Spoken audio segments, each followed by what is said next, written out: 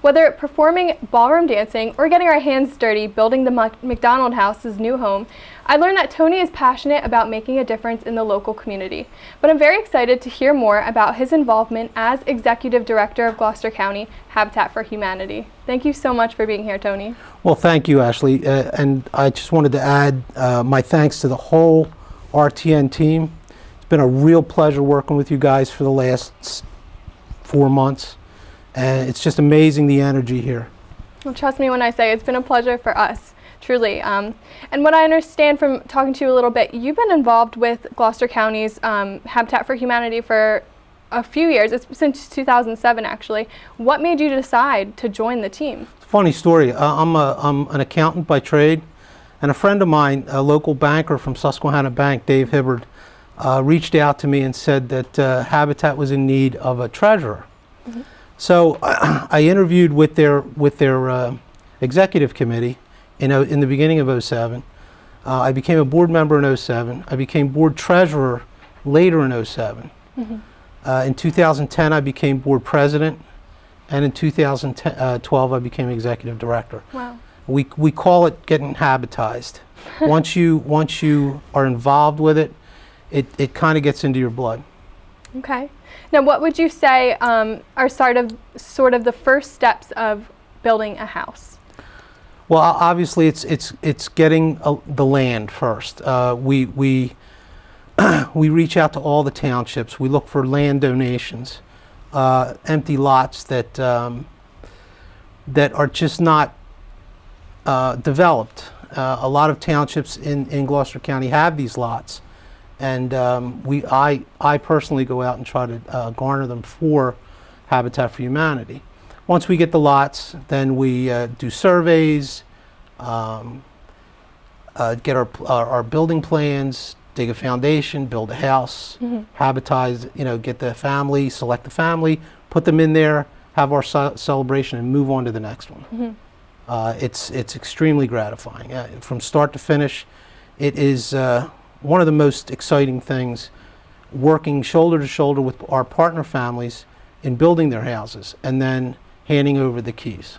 Sounds like there's a lot that goes into the build. And what would you say are some of the most difficult things that go into building a house? It's the coordination of all the facets of our affiliate.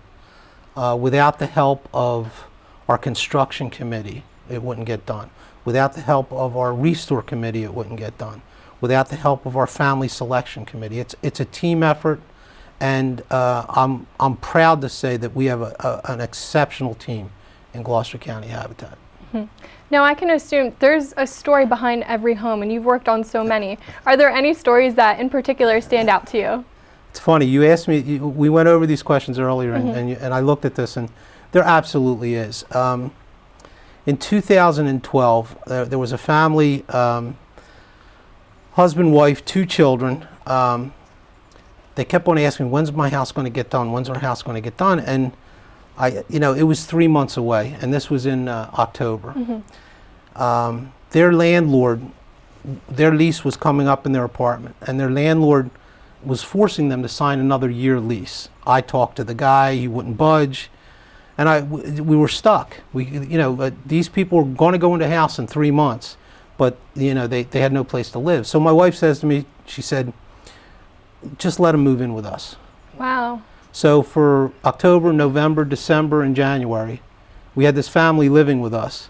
And when that house was built, it was very gratifying on many levels, because I couldn't wait. It was very nice to have them in, mm-hmm. and thank you for staying. But here's your new home. Right, exactly. Now, what sort of determines if a family is eligible to have a Habitat for Humanity home built for them? We go through a process with our partner families, and basically our process is to try to assess whether they're going to be successful. This is a huge commitment for people, mm-hmm. for our partner families. 350 hours, financial counseling classes. They have to make payments to us during the process to fund their escrow for their closing costs. It's a huge commitment. Yeah. I heard Penny earlier say that there's a misconception that we give houses away. These people work for these houses. They work, you know, as I said, 350 hours. You spoke to the McDonald's. Andrew is going to school and working full time. Yeah. How does he fit in 350 hours? They do it. They do it because they work for it. And what makes our program so special is that when these people get these houses, when they buy these houses from us, they appreciate them because they worked for them. Okay, they're invested in them. We don't give houses away. Yeah.